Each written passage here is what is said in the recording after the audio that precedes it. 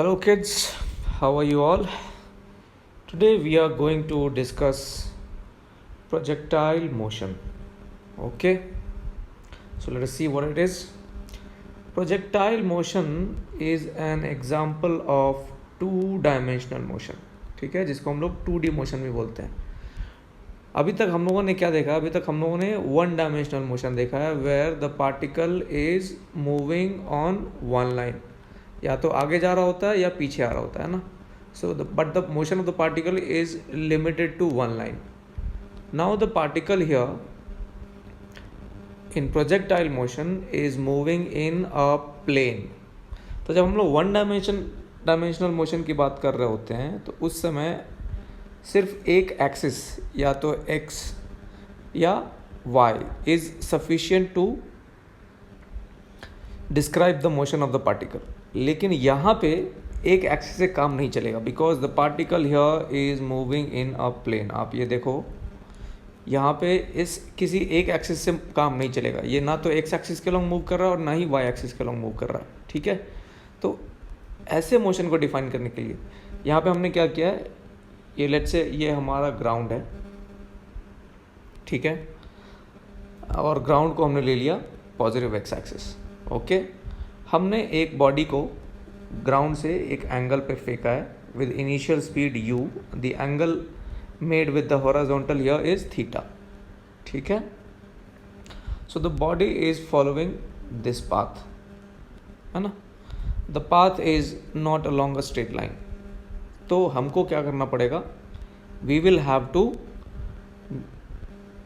Define two axis, है ना, x and y to completely define the motion of the particle. ये motion जो है हमारा, this motion is taking place in a vertical plane. अगर आप किसी चीज़ को हवा में फेंकते हो एंगल पे तो वो एक वर्टिकल प्लेन में मूव करता है. ठीक है, the plane of motion of the object is vertical, और वो प्लेन हमने ले लिया एक्स वाई प्लेन, जिसमें हॉरिजॉन्टल को एक्स एक्सिस लिया और वर्टिकल को वाई एक्सिस लिया. ठीक है, vertically upward is taken as my positive Y axis. Okay, so this is the path of the particle, है ना. तो हम लोग क्या करेंगे, इसमें हमें तीन चीज़ें निकालनी हैं. तीन चीज़ें क्या क्या हैं, horizontal range, time of flight और maximum height attained by the particle. Okay, now सबसे पहले हम लोग देखेंगे टाइम ऑफ फ्लाइट. ठीक है, अब टाइम ऑफ फ्लाइट है क्या, पहले वो देख लेते हैं. टाइम ऑफ फ्लाइट क्या है, सिंपल है. Time of flight is simply the time taken by the particle to move from the point O to the point A, है ना. ये जर्नी में जो टाइम लग रहा है उसको हम लोग बोलेंगे टाइम ऑफ फ्लाइट. अब प्रोजेक्टाइल मोशन में हम लोग क्या करेंगे, प्रोजेक्टाइल मोशन या कोई भी टू डायमेंशनल मोशन होगा उसमें हम लोग क्या करेंगे, हम लोग x को अलग ट्रीट करेंगे और y एक्सिस को अलग ट्रीट करेंगे. What ever happens in y will not affect what happens in x, and whatever happens in x will not affect what happens in y. So x and y axes are separated here.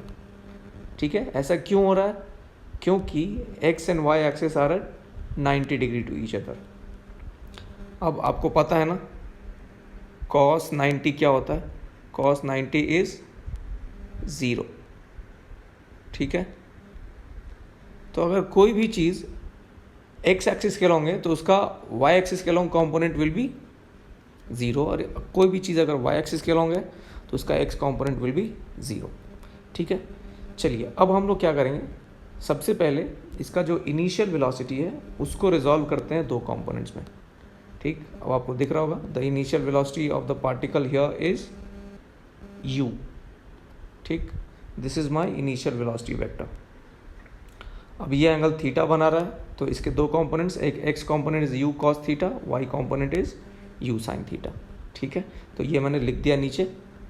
यहाँ पे लिखा हमने, क्या लिखा, ux the horizontal component of initial velocity, u cos theta, uy is the vertical component of initial velocity. All right, now हम लोग क्या करेंगे, पार्टिकल पे जो एयर कुछ फोर्स लगाएगा, हवा से कुछ फोर्स लगेगी during its motion, air resistance, उसको हम लोग नेग्लेक्ट कर देंगे, एयर रेजिस्टेंस को हम लोग कंसिडर नहीं करेंगे, ठीक है। We will only consider the force of gravity that is acting on the body. तो फोर्स ऑफ ग्रेविटी किधर लग रहा है, वर्टिकली डाउनवर्ड लग रहा है। तो एक्सेलरेशन ड्यू टू ग्रेविटी जो है वो भी वर्टिकली डाउनवर्ड ही है, and that is denoted by g, ठीक है, ओके। अब सिर्फ एक फोर्स है हमारे पास, किधर, M G is acting downwards, weight of an object is a force, आप लोग आगे पढ़ोगे न्यूटन्स लॉज ऑफ मोशन में, ठीक है। तो एक्सेलरेशन जो है हमारा, एक्सेलरेशन हमारा वर्टिकली डाउनवर्ड्स है, मतलब this is acting along the negative y axis. तो एक्स एक्सिस से कितना एंगल बना रहा है ये my acceleration, acceleration is making an angle of 90 degrees with the x axis. तो एक्स कॉम्पोनेंट एक्सेलरेशन का क्या हो गया, x component of the acceleration is 0। तो ये मैंने लिखा, मैंने a x is equal to 0, ठीक है। दूसरी चीज़, एक्सेलरेशन किधर है, वर्टिकली डाउनवर्ड डायरेक्शन में, और वो पूरा का पूरा किधर है, नेगेटिव वाई के लॉन्ग है। तो acceleration due to gravity is g, so a y will be equal to minus g, okay. So this is what's written here, acceleration in y is completely along the y axis, ठीक है। So a y is equal to minus g, all right. Now अब हम देखते हैं ए से B तक का जो मोशन है, ए से बी मतलब हमारा जो इनिशियल पॉइंट है, ये पॉइंट मैंने इनिशियल पॉइंट लिया और ये मेरा फाइनल पॉइंट। तो ए से बी तक का जो मोशन है उसमें आप देखोगे कि पार्टिकल वापस से उसी हॉरिजॉन्टल लेवल पे आ गया है, ठीक है। The horizontal level of the particle at A and B is the same, मतलब वाई डायरेक्शन में कितना डिस्प्लेसमेंट हुआ, 0, ठीक है। S Y is equal to 0, initial and final Y coordinates are the same, Y direction में कुछ भी displacement नहीं हुआ। डिस्प्लेसमेंट वेक्टर क्या है, अगर आप देखना चाहोगे तो this is my displacement vector. Displacement vector कैसे निकालते हैं, ज्वाइन करके निकालते हैं ना इनिशियल और फाइनल पोजीशन को। तो ये मेरा डिस्प्लेसमेंट वेक्टर है। तो डिस्प्लेसमेंट वेक्टर जो है वो सिर्फ और सिर्फ एक्स के अलॉन्ग है, there is no Y component of the displacement. So S Y is equal to 0।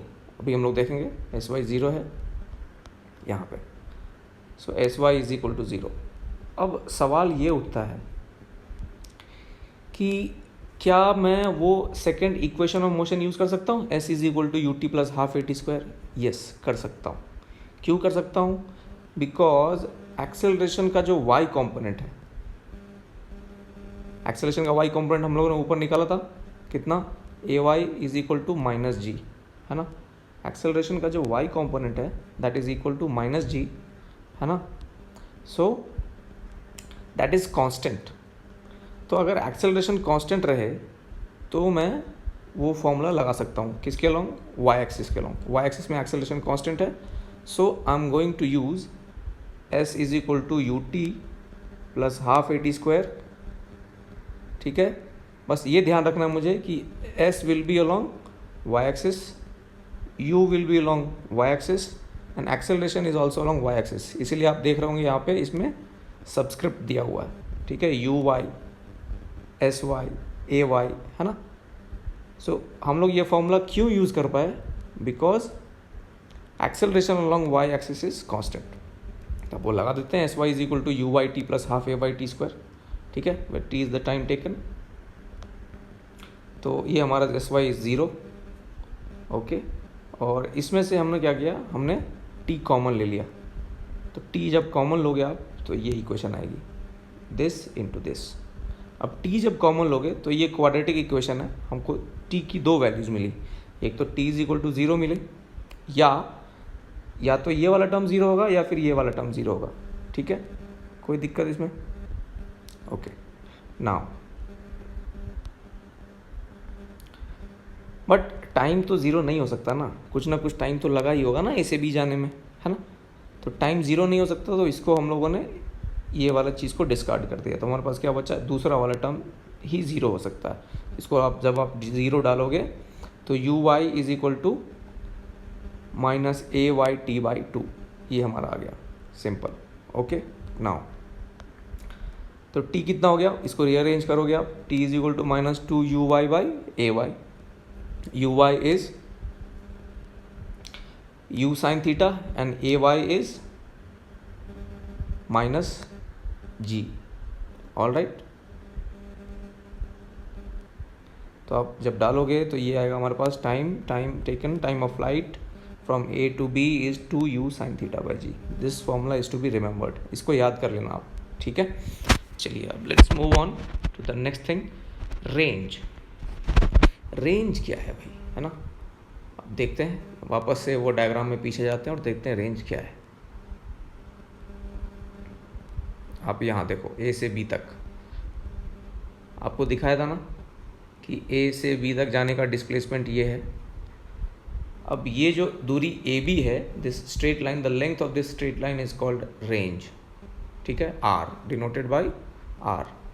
तो range is basic nothing but the displacement in x. तो range is basically s x, है ना, displacement in x axis. Okay, ना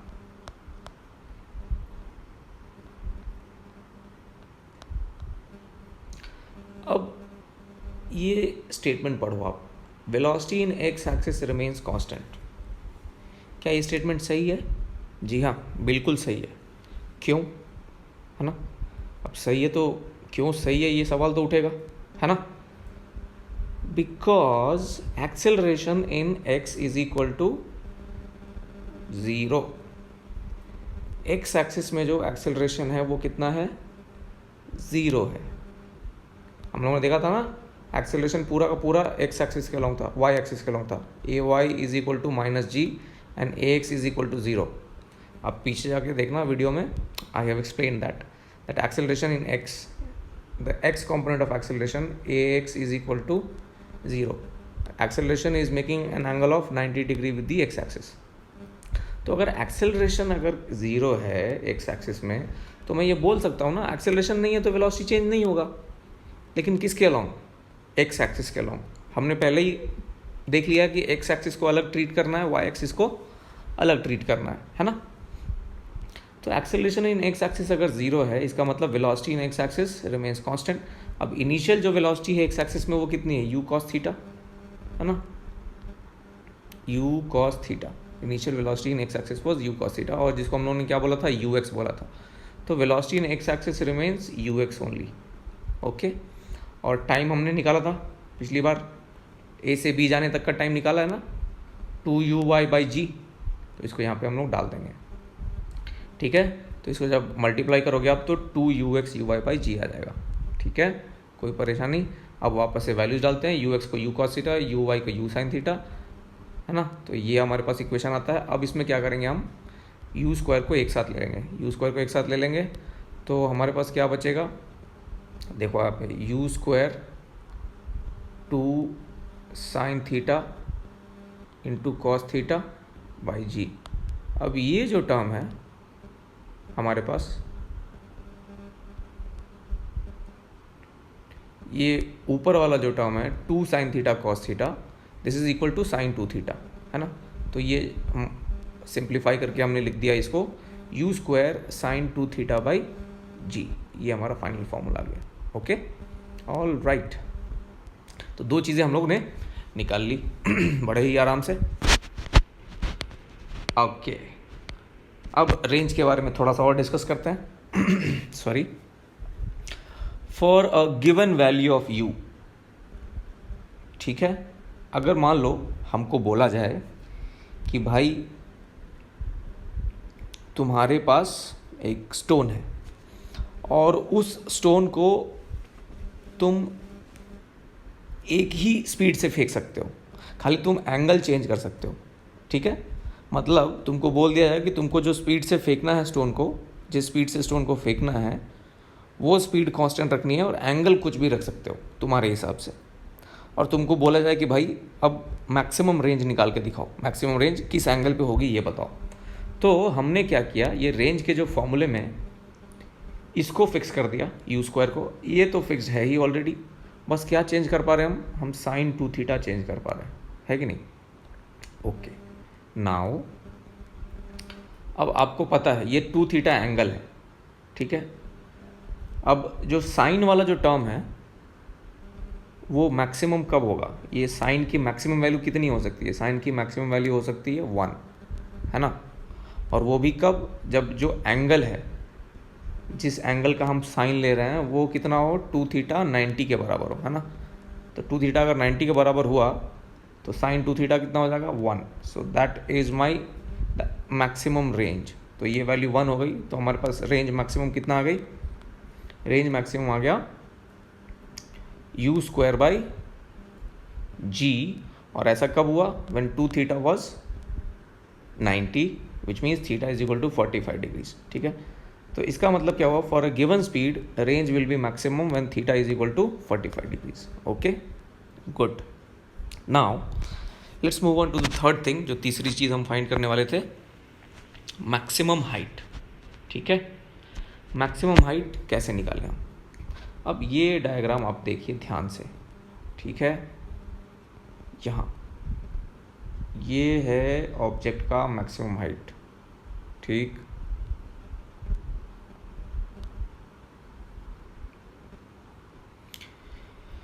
ये वाली चीज़, this thing is maximum height from the ground.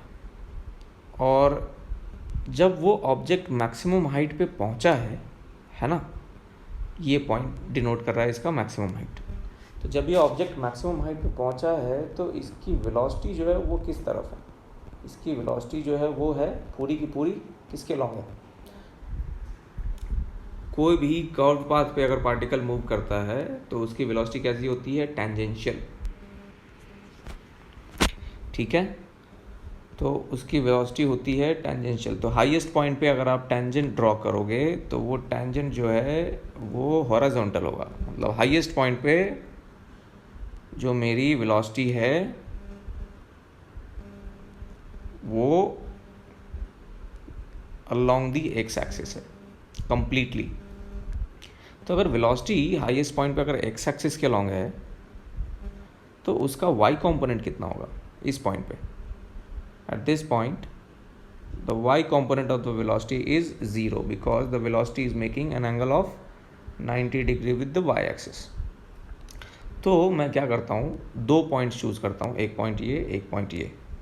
इन दोनों points के बीच में मैं लगाता हूँ v square is equal to U square plus 2s। लेकिन किसके लॉन्ग, हमको किधर चाहिए, हमको तो ये चाहिए, मैक्सिमम हाइट चाहिए, maximum height.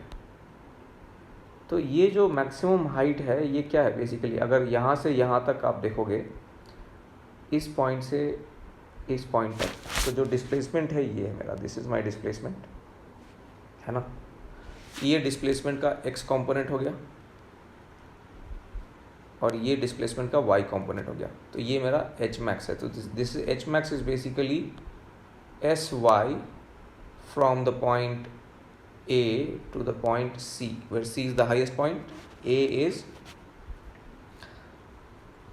the point from where the projectile was thrown, ठीक है, ओके। तो हम आगे बढ़ते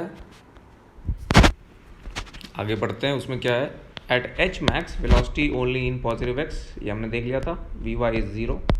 तो अब फिर से हम लगा सकते हैं, चूंकि एक्सेलरेशन y में कांस्टेंट है तो ये फॉर्मूला मैं फिर से लगा सकता हूँ, third equation of motion, v square is equal to U square plus 2s, but this equation is to be applied along the y axis. तो आप नीचे देख रहे हो सब में सब्सक्रिप्ट कितना है, सब में सब्सक्रिप्ट y दिया हुआ है, ठीक है। So V Y square is equal to you Y square plus 2ay sy, ठीक है, ओके। नाउ तो वी वाई स्क्वायर कितना है, ये फाइनल पॉइंट है मेरा, ये इनिशियल पॉइंट है ना। तो फाइनल पॉइंट पे हमको वी वाई कितना मिल रहा है, V Y is 0 at the final point, V Y is 0, okay. At the initial point V Y was U sine theta, हमने पहले देखा था, है ना। तो ये मेरा यू वाई को यू वाई रहने देते हैं यहाँ पे इक्वेशन में। एक्सेलरेशन कितना है, ए वाई हम लोग पहले ही देख चुके थे, a y was minus g, so -2g हो गया ये। और इस पॉइंट से इस पॉइंट तक displacement in Y direction is h max, ठीक है। तो वो भी हमने लिख दिया। ऑल राइट, नाउ यहाँ पे हमने इसको पुट किया, वी वाई स्क्वायर वॉज 0, तो यहाँ से हमको इक्वेशन है H max is equal to you Y square by 2g। U Y की वैल्यू डालते हैं यू साइन थीटा, तो हमारे पास आ जाएगा you square sine square theta by 2g। तो हमने क्या किया, हमने ये तीनों चीज़ें निकाल ली। कौन कौन सी तीन चीज़ें? रेंज, टाइम ऑफ फ्लाइट और ये maximum height attained by the projectile. All right, now अब एक चीज़ ध्यान देना आप लोग कि ये जो फॉर्मूले हैं ये तभी एप्लीकेबल हैं जब प्रोजेक्टाइल सेम हॉरिजॉन्टल लेवल पे रिटर्न कर जाए। मतलब जिस हॉरिजॉन्टल लेवल पे फेंका है उसी हॉरिजॉन्टल लेवल पे रिटर्न हो जाए। जैसे मान लो इस पॉइंट से फेंका हमने, तो इस पॉइंट पे आ गया वो फाइनली, तो ये फॉर्मूला एप्लीकेबल है, ये तीनों फॉर्मूले। अगर however if this is not the case, let's take for example like this, ऐसे केसेस में हम ये फॉर्मूले नहीं लगा सकते हैं, ठीक है, बिकॉज यहाँ से ऊपर से फेंका गया और प्रोजेक्टाइल फाइनली कहाँ गिरा, यहाँ गिरा, तो हॉरिजॉन्टल लेवल सेम नहीं है। तो ऐसे केसेस में हमको क्या करना पड़ेगा, ऐसे केसेस में हमको बेसिक से स्टार्ट करना पड़ेगा, फिर से वैसे ही लिखना पड़ेगा यू वाई यू एक्स, है ना, ए वाई और ए एक्स, ये चार चीज़ें पहले लिखनी पड़ेंगी और फिर अकॉर्डिंगली प्रोसीड करना पड़ेगा, ठीक है। Okay, all right, so this will be all, thank you, have a nice day.